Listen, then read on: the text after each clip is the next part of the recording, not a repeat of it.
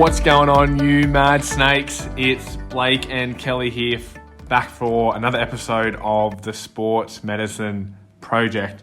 Now, this is it's going to be our longest, and we're going to split it into two parts, but this episode is unbelievable. Very excited. Yeah, everybody talks about pain science, pain education, how do you do it, but very, very rarely do you get to talk to someone that actually understands it, is referred patient for that, and has just been on plenty of podcasts, creates plenty of content, and just is able to translate it to everybody to understand and then implement. So, yeah, it was really, really good. So we had on Dave Renfrew from the Future Health Network. His Instagram is the pain weapon, and yeah, we just talked about everything pain, how to think about it, how to explain it, when is it critical to talk about it, when shouldn't you talk about it. I mean, I even had some epiphanies within the podcast. It was honestly great. So I feel like I'm way better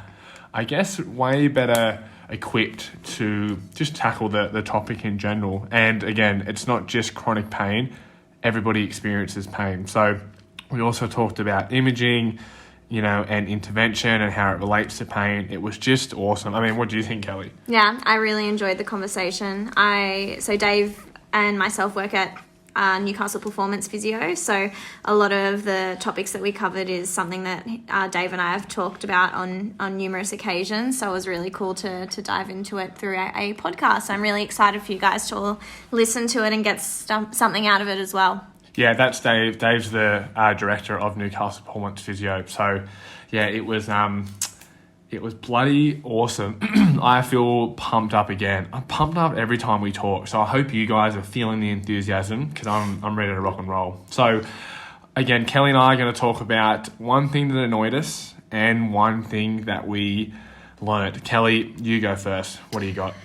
So the thing I learnt this week, so I've been doing the Stacey Sims Women Are Not Small Men course, which I've probably talked about a little bit already in the podcast. We're going to do a topic on women's health, and you bloody better be ready. Not necessarily women's health, but more female athletes is probably the area that I'm more female athletes. I'm jumping the gun. Yeah. So the topic that I was learning about this week, and I was ranting to Blake about it this morning while we were having breakfast, was previously, years ago, when researchers were trying to figure out the appropriate protein needs for women, all of these studies were performed on men, trying to understand how much protein you needed per kilo of fat-free mass to get appropriate muscle repair, recovery, growth, prevent going into that catabolic state. And so research was performed on males, and they decided that they needed about 1.6 to 2.3 grams of protein per kilo of fat-free mass. And then all of that research was just generalized to females, but sort of saying, they probably just need the lower side of it because they're smaller. And that was just believed for ages. That was my belief as well. People like, women just need 1.6 grams per kilo of fat-free mass because males need more and females obviously must need less. But then when they finally studied it, they found out that women actually need on the upper end of it. So they need at least 2 to 2.3 grams of protein per kilo of fat-free mass to prevent going into that catabolic state. And if you think about it, sorry, this is a bit of a long one. I'm very passionate about this area, guys. But if you think about it, men have testosterone to help drive that anabolic state and recovery and growth. Women don't have as much of that, so it makes sense that they need more protein. But everyone just thinks the opposite, and it's just crazy. Yeah, we were having the conversation as I was having breakfast, and I was like, no, they don't need that much. I knew they needed somewhat, but yeah, I had that myth busted in real time this morning, so that was super interesting. The thing that annoyed me was the fact that everything that I just said, basically. It was kind of something I learned and then also something that annoyed me tied into the one. So, your turn. Yeah. Yeah, it's not women's health, I guess female athlete. That research is coming along. It's going to be incredible in the next 5 years to see how different it's going to be. So, yeah, happy days. My one thing that I learnt was I have been running in the wrong zone. So it's polarized training, right? The zones. Always getting confused. Yeah. Polarized training is the 80 No, But there's lots of different zones. What's the like zone pyramidal training is also a zone training. Yeah, okay. Well, and when we say zones, we're just talking about like zone 1 to Polarized training is like the 80-20. Yeah, okay. So when we talk about zone training, I talk about zones 1 to 5, zone 1 being 50% of your max heart rate, and then zone 5 being like 90 to 100%. I think that they do it in 3 zones though. Yeah, well, I'm talking 5 zones. Okay. Yeah, so for this specific example, I'm talking, 5 zones. So I'd been doing a little bit of the polarized training where you do like 80% low intensity, 20 at a high intensity.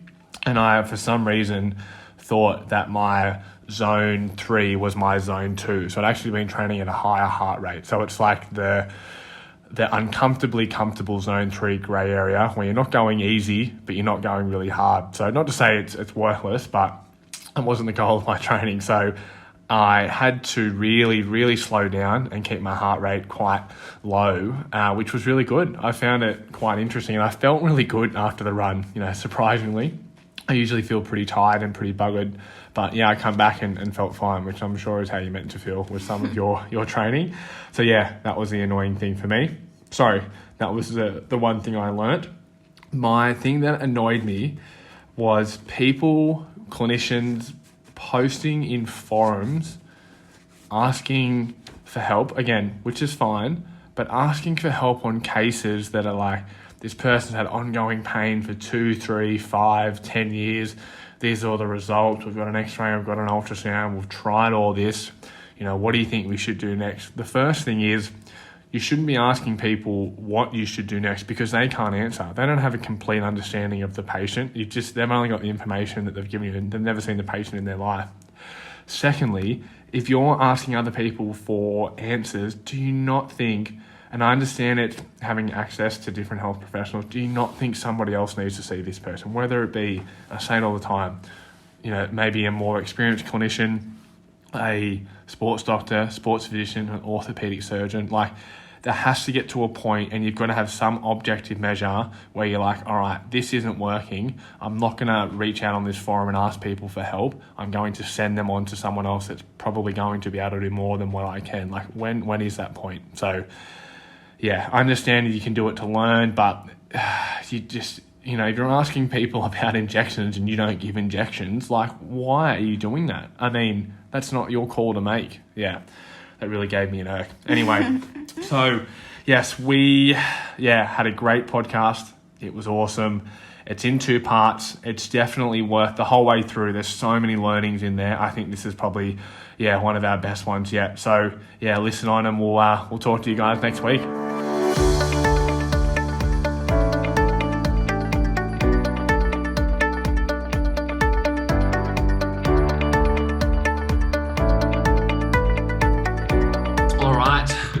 Welcome back to the Sports Medicine Project. Now, we have another guest on today, which we're going to let introduce himself. But we're going to run through our normal schedule, asking them, I guess, what they've learnt this week, one thing that has annoyed them.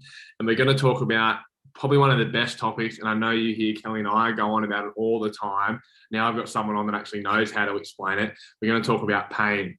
And probably one thing that I've learned from him, so I've known him for probably maybe 6 to 12 months, is, everybody is in pain. Pain science, education, what we're going to talk about isn't just for patients that are in chronic pain or have chronic pain. So, let's introduce Dave. Who are you and where you're from? Thanks for having me. Well, my name is Dave Renfrew. I am a physio clinic owner from Newey, centre of the known universe. I've been a physio for 16 years, I think it is at this point in time. And I've worked in a lot, particularly in my early years, I worked in the public system here and in the UK. So I saw a lot of chronic pain people, and I was lucky enough that my early years as a physio I had a lot of mentors who were pretty on the ball in terms of new stuff, which, I mean, pain science isn't even that new. That was, so let's say 16 years ago, it wasn't even new then. But it was a new thing for physios then, which is sort of why I find it funny when it's still a new thing for physios now. So it's definitely not a new thing, but it's a thing that we should probably get better at, because pain is a big problem and it's probably getting worse, I reckon. Yeah, I mean, would you say it's the number one driver in most, or generally the number one driver why people come to see us? Generally. I don't know. Even I'm even skeptical as to whether it's pain, as in the experience of pain that makes people seek care, or whether it is what that pain means to their life. Yeah, what it stops them from doing. Yeah. So, Yeah. and this is a thing I talk about a lot with other clinicians, that pain. I'm not so sure that pain relief should be the focus of a lot of our treatment, because we're not very good at it. And everyone says everyone wants pain relief, and I agree with that. Everyone in pain wants pain relief, but most people want something else. So they want pain relief so they can X, Y, Z. And I think if we get better, which we are very good at the X, Y, Z. So if we help people do that, then most of the time pain relief happens whether we do it or not. And my first question to anyone who reckons that they can relieve pain is, how do you know? Because I don't know. Sometimes it happens, sometimes it doesn't, but I still don't really know how to do it. Yeah, that's so good. I mean, good start to the podcast. Yeah. Which there's no black and white answer, but it's just good to hear. Like, even when I first started as a clinician, it was all about pain relief, which I think led me down the other way of, soft tissue massage and needling, and trying to, as soon as their pain comes down, sweep at the win, rather than if they got back to, their chosen activity. I feel like mine was kind of different. I remember our exit exam, what was it called? The oral defense, I think. And there was a chronic pain section. And I just remember like reciting over and over and over and over and over again an explanation of how to explain pain, or the pain science. And I remember one of the first few patients that I saw as a clinician was a chronic pain patient, and I just tried to go down this horrible rabbit hole of explaining the ins and outs of the science to them. And now I'm just like, what was that going to achieve? Well, how is that going to help them in any way? So I'm keen to talk about that with you as well, Dave. Yeah, it's a pretty common thing. Most, and it always comes from a good place. You're trying to help them, but the most of the things that we do. And this, I only know this because, I've done everything. I've pushed on stuff, I've needled stuff, I've taped it, whatever you could do, I've done it. And I'm just old enough to know that a shit ton of that doesn't work as well as we'd like to think it does. So it's not that I'm smarter than anyone else. It's just that I'm old enough to have cocked it up before. And then had enough time to try and find something else. So what do you think clinicians should be doing instead of trying to explain pain science? You need to, everyone who, I was going to say people who have been in pain for a long time, but people who have a serious pain problem. So even people who have had it for a day, but it's 1 million out of 10 and they think they're dying, they need to understand what their pain means to them. They need to make sense of what's happening to them. They don't need to understand pain, the ethereal concept, or the grander human experience. They need to know what the fuck's going on with them right now, and why the fuck does it hurt so much. So you need to help them understand their pain, not pain with a little p, not pain with a capital P. So your generic "this is pain" thing, most people are like, yeah, that's awesome, but it doesn't help my sore neck. Whereas if you can help them make sense of what's happening to them, that's sort of the starting point of anything that you would then do from there. Yeah. So that's more, I guess, the skill. And I mean, is it likely, do you think that younger clinicians, can harness that skill, rather than, just saying, I've learned about pain science or pain education, which is definitely like a buzzword lately, but probably rather than focusing on the science, it's how to help the patient understand their pain is the skill more so that's going to help. Yeah, it's definitely a skill to learn. It doesn't mean it's easier for experienced clinicians to get there because they just have more time, but it's not impossible for younger clinicians to do that. The thing that most clinicians have to go through is a bit of a cathartic understanding that no one really gives a shit how smart you are or how much you know. It doesn't really matter. You need to know a lot to be good. So this is one of the many paradoxes that confront clinicians when they start consulting, but certainly when they start consulting with complex problems, is you're confronted with paradoxes. So the more you know, the better you are, and yet no one gives a shit. So it's because this was me. This is like, I'm seriously smart. Just be quiet and listen to how smart I am, and you will get better because of the fountain of knowledge that is me. And it's bullshit. And it was about me as opposed to them. Yeah. So being able to check your own sense of, because you want to make a difference, you want to be good, you want to be impactful, you want to help people, but that can very easily veer over into, I want to be awesome for my reasons, as opposed to I want this person to be awesome. Yeah. So if you were to give like a brief example of that, so let's say a lady walks in who's been in pain for 10 years. It stemmed from a lifting injury 10 years ago. Or a foot posture. No, I'm joking. And had seen many health professionals in the past who tried to give them many various explanations of why she's experiencing pain, but she hasn't really gotten anywhere. And it's continuing to limit what she is able to do on a day-to-day basis. Instead of saying, all right, here's the pain science, here's my fountain of knowledge, what's the sort of best approach that clinicians could take away to start to think about on Monday? Well, just imagine her journey for a second. Like she has been in pain for 10 years. That is literal torture. So first thing you have to do is listen to that whole story in its entirety. So she has a chance to tell you how shit that is. And then there's lots of negative emotions that come out with that sort of stuff. So I try and label some of them to make it a bit like that must be shit, Is that during your, cause we definitely hear that a lot, listen using this patient as an example, listen to your patient. And I guess, what does that really mean? Does that mean in the sense of listening, obviously, to what they're saying, but then, making a comment on what they say, writing it down, or, 5 minutes later, I guess, just giving some of the comments that they made to you back to them? How would you show that they're listening on using this example? Because we hear that a lot.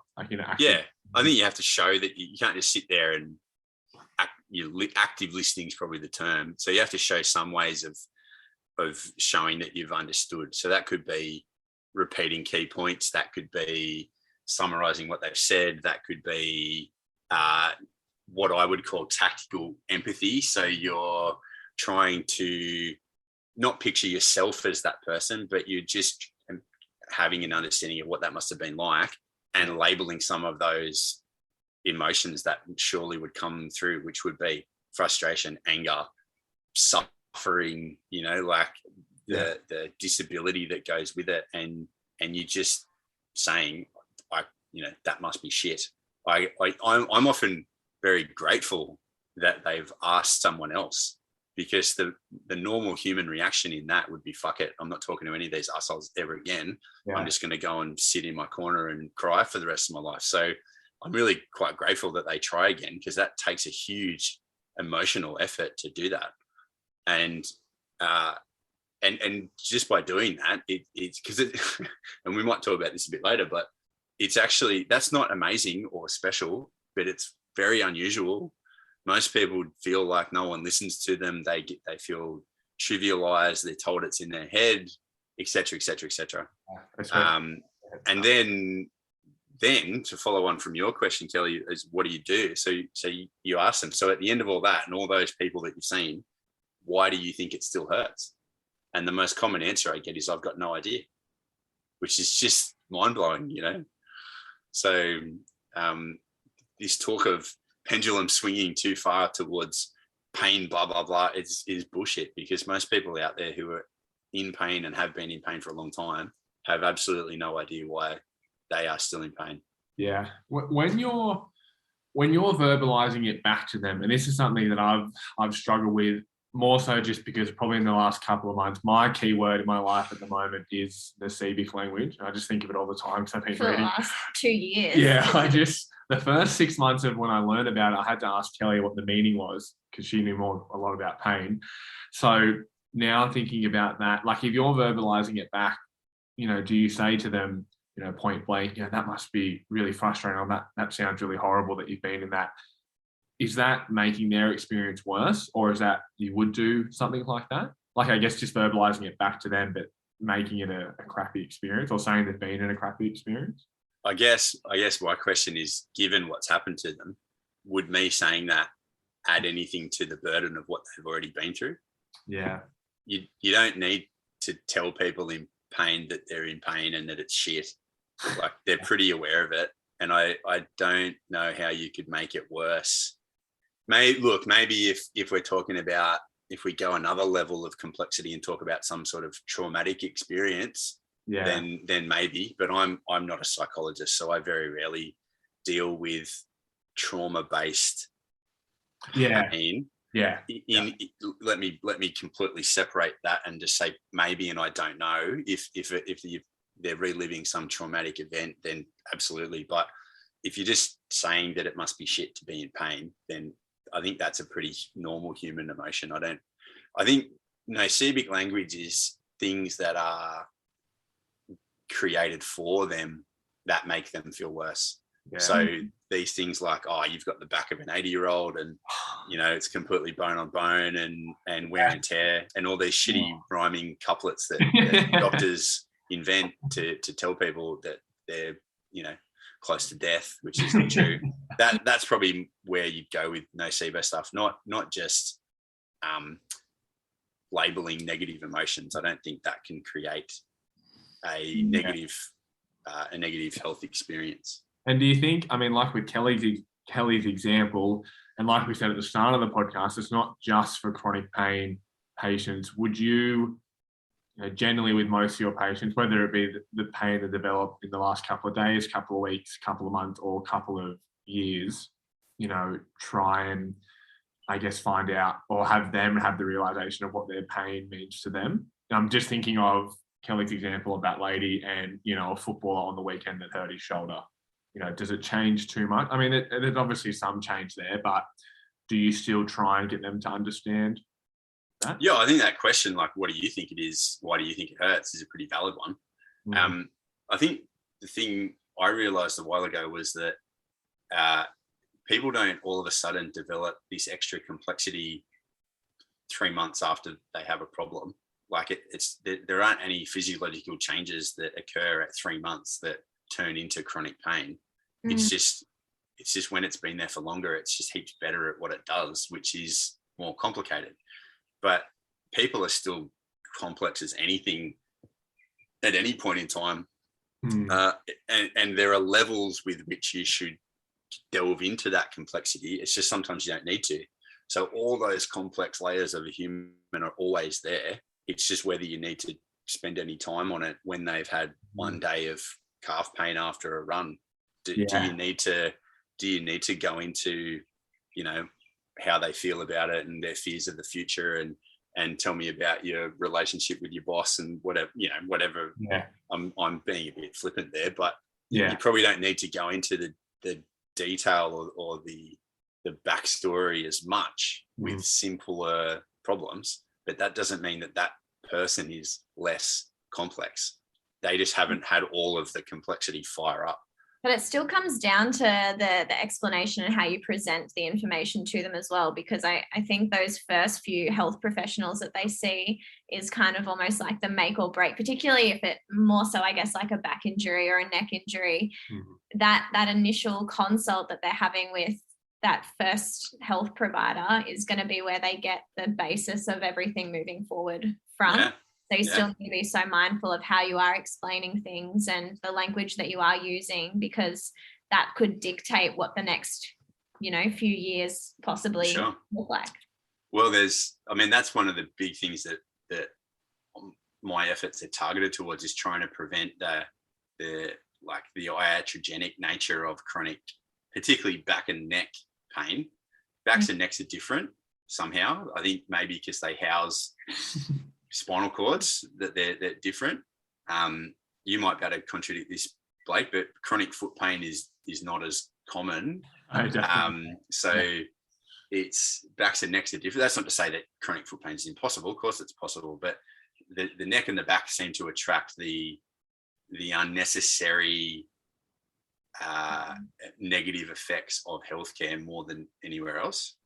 Stuff to Hey, legally I can treat backs, whatever. I've studied in the exam, whatever. Well, you do a better job than most people out there treating backs, that's for sure. So but yeah, like that, the negative prolonged effects of bad healthcare are well documented. There's pretty good evidence. There's one example of the more exposure to non-guideline back pain treatments that people get in the first X amount of time increases their risk of chronicity by Y factor, so there's evidence that exists. So how much do you, so let's say a patient has come in and your second, third, fourth contact therapist. I mean, this is something that I've struggled with is when you hear the language that they have or just the way they think about whether it be their pain or their injury or just really their body in general, how do you choose when the right time is, to address those barriers or address those experiences or address their frameworks? And then I guess there's no golden number, but I mean, how long would you expect it, for someone to realize that if their foot or ankle or knee or back isn't bone on bone and it's not something to be worried about? When do you address it, and does it really matter, I guess, if you don't address them? I think, when is always individual. You won't know until you know the person you're talking about. Do you need to address it? I think if they have got negative beliefs that will get in the way of what they want or that will prevent them from being healthier, then I'll address them at some point. If they think, for example, that Keith Urban is the best recording artist in history, I don't need to change that belief to get them better. I want to because they're an idiot, but do I have to? No. So, but if they believe that if they bend over their back will explode, then yes, I'm going to have to change that one. So you're picking and choosing, pick your battles really, but I don't think it's healthcare if they have a belief that will impact their health now or in the future, and you don't at least try. But it has to be a collaborative process. You can't attack them with a sledgehammer. You have to be on their team and nudge them across rather than just come at them. And a similar thing with what we talked about before with the information that you want to give people. You can't make it about you. You got to make it about them. So you might think that their neck manipulations are a bad idea, but they get relief from it. And if it's the only thing that's ever helped them even a little bit, of course they're going to enjoy it and like it. They don't give a shit why it does it or whether it, blah, blah, blah. Like people love opioid medication. Like it's bad for you, but they fucking love it. So you can see why they love it. So to get them to change, you have to be able to see why they understand where they've got to or why they've gotten to where they've gotten to. Yeah. And then try and nudge them over time. Yeah. So something that we've spoken about a bit on the past few podcasts is creating doubt and how to challenge beliefs.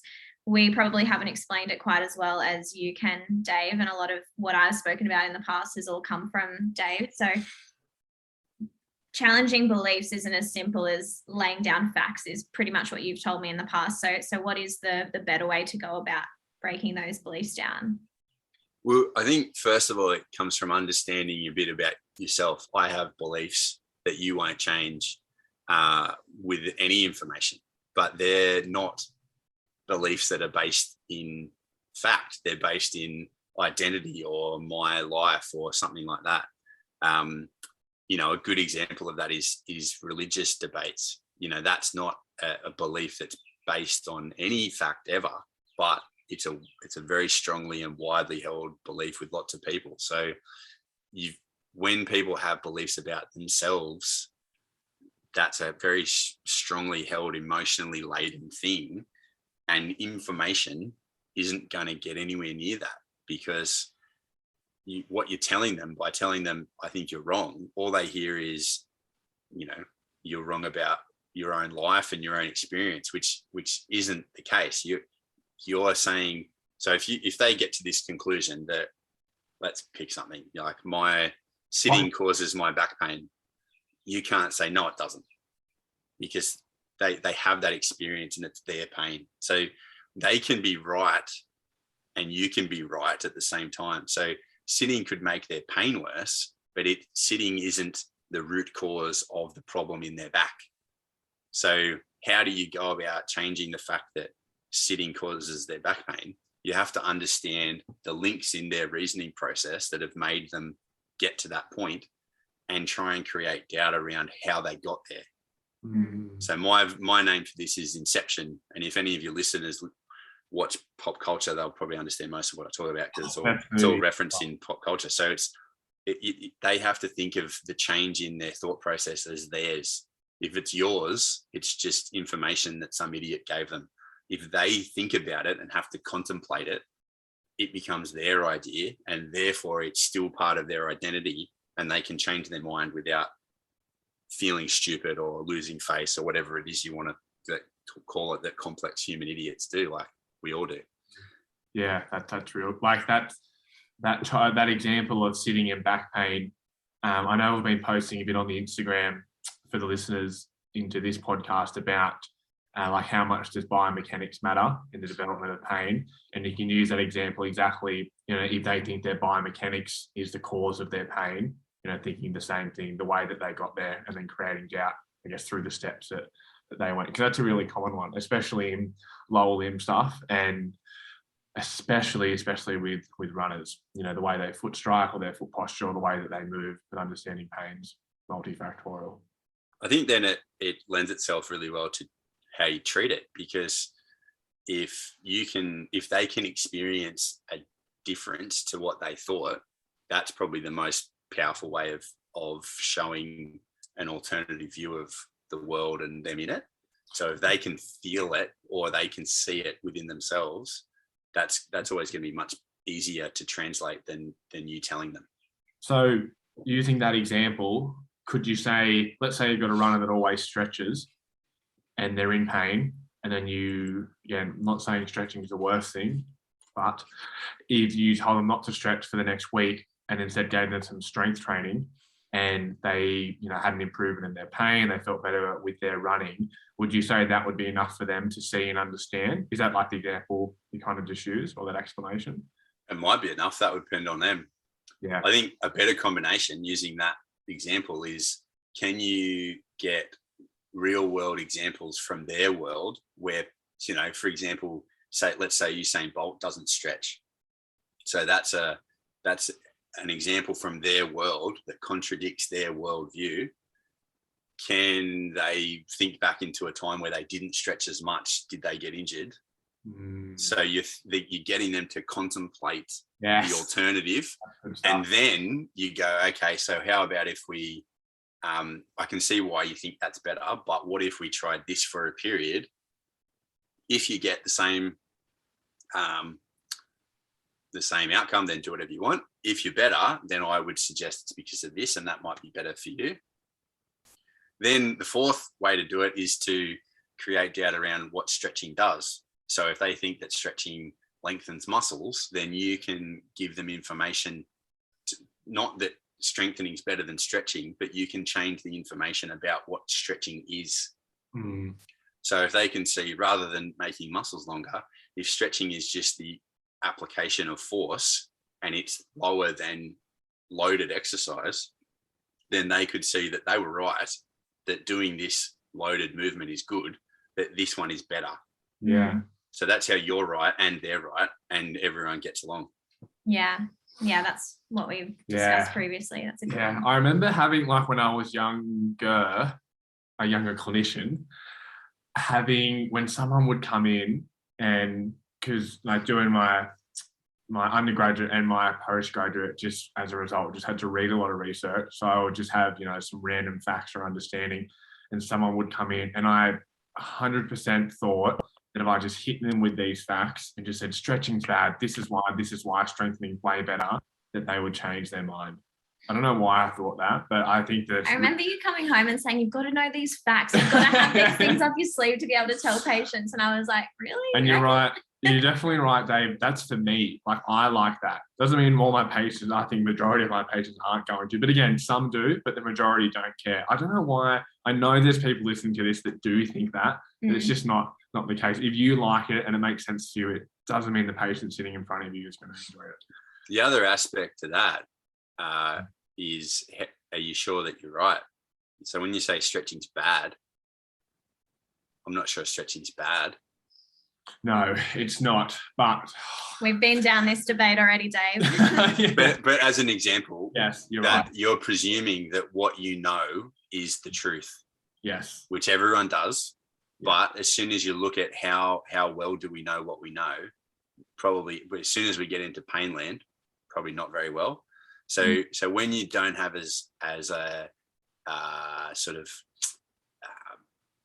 missing the word, but very dogmatic view of your own knowledge, when you understand how easily things could be wrong or different or whatever, then it's easier to think of the other person's point of view about them, not about you. So if they were telling you that you had to stretch and you didn't want to, fine. But it's the reverse. You're telling them that they can't. I'm like, I don't know how strong that information is. Yeah. I mean, I think if you were saying, setting your foot on fire, I don't think that's a good idea. I don't think you should do that. I think you've got pretty decent evidence that that's a bad idea. Yeah. I don't know if so. It's how well do we know what we know is the other part of that. Yeah, and I've definitely moved away from, and again, Kelly and I don't say argue anymore, I just say debate, but because I remember just being so just, not authoritarian, but just like, this is it, this is bad, whatever you say is wrong, and not even listen to you. But now I'm saying, and same with like the podcast we did about dry needling, and I'm going to go on another podcast and talk with someone that is maybe pro needling, and I don't say dry needling is bad and no one should do it. Same with stretching. I just say there's probably better things that we can do is more the answer to that now. Yeah. The other tricky thing when you talk about nocebo, as soon as you say bad, it has a real, sort of religious overlord connotation as well. So, but again, maybe that's me. Like, and as soon as you say you can't do something as well. Yeah. So it's, dry needling is a good example. I think dry needling is shit. Why don't you dry needle? Because there's evidence that there is no effect of the treatment. So that's the evidence of absence. So not just the absence of evidence. So there's lots of things we do that have an absence of evidence, including exercise for pain. There's an absence of evidence as to what to do, but there are some things where there is evidence of absence. So there is evidence that dry needling has no effect outside of the elaborate sort of sensation-based placebo, if you want to. I stole that off Paul Ingram from Pain Science. I think that's an awesome term. I also like the meaning effect. So outside the meaning that the patient ascribes to it, I think I stole that from Jared Hall. So, so it has an effect, but it's not the needle. So things that are done to a person that they can't replicate themselves, that have no specific effect, I don't do. Yeah, do you? And I know this is a common, because again, being a podiatrist coming out, not learning a whole lot about pain, I was very much biomechanical on the left side.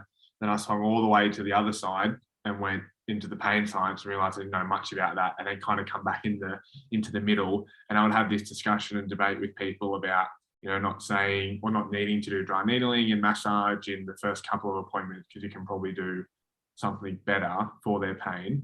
What would you say to clinicians that, let's say they have someone comes in with a calf tear or calf pain, and they do manual therapy and dry needling as they're explaining everything we've just talked about?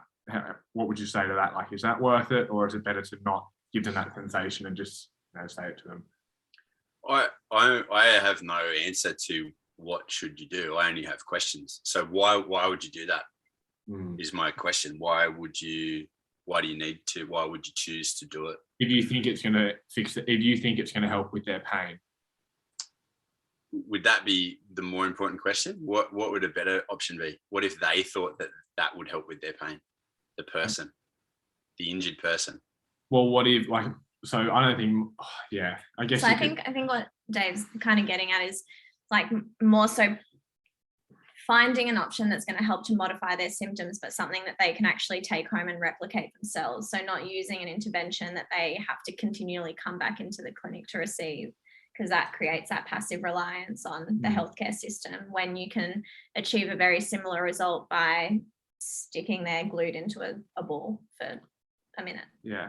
But the other part of that's one part of it. But that's a decision I've made about my clinic.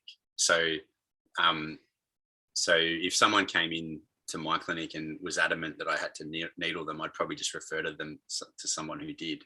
But the other thing is, if lots of clinicians make decisions about treatment based on what they think, the clinician. What about what the patient thinks? Like, for example, if someone comes in and says, you have to needle my calf because it's the only thing that makes it feel better, I've gotten absolutely no drama with someone needling their calf as they discuss why they think they need it, and could we also look at other options. The way I get around that is when someone says you have to needle my calf, my first question is, what do you think it does? So again, I'm not saying no, I'm just asking them questions about why they think they need it. So I'm creating doubt around the certainty that it has to be needles. They want the effect of needling. So if I can provide that effect with something else that doesn't involve being stabbed, I've never had anyone say, no, you have to stab me. I mean, again, I'm being flippant, but people want the effect of something. So if you can get the effect, then great. And my little caveat to that is that most people's experience with dry needling has been generated by a therapist. Oh, you've got a calf problem. These will be really good for you. Insert needle, has an effect. Therefore, the patient goes, well, obviously it was the needles. Yeah, it came after. Yeah, there were a lot. So most of that effect that people attribute to it has been generated by us, not by them. So when therapists say, but patients want it, I'm like, yeah, but they only want it because you told them that they need it. If you don't tell them that they need it, no one wants it. I'm pumped up now. I feel like I'm getting a lot out of this. There you have it, part 1 of our pain episode with Dave Renfrew. We got heaps out of this conversation. The first half of it was awesome. The second half of it that you'll get soon is equally as awesome. So really keen for you guys to give it a listen and let us know what you think. Don't forget to give us a like on Instagram, Facebook, follow us on Spotify, and give us that 5-star review. We really, really appreciate it. And yeah, let us know what you think. Yeah, and definitely keep reaching out with topics that you guys are interested with, or somewhere that you want to grow, or an area, or someone that you would love to have on and, might fit to what we do here. So yeah, we had a few people reach out saying that they were keen to go down the pain conversation. So that's what sparked us to go with this particular topic. So yeah, if you've got anything that's of interest to you, let us know and we'll see what we can do. Great stuff. Alrighty team, see you all next week.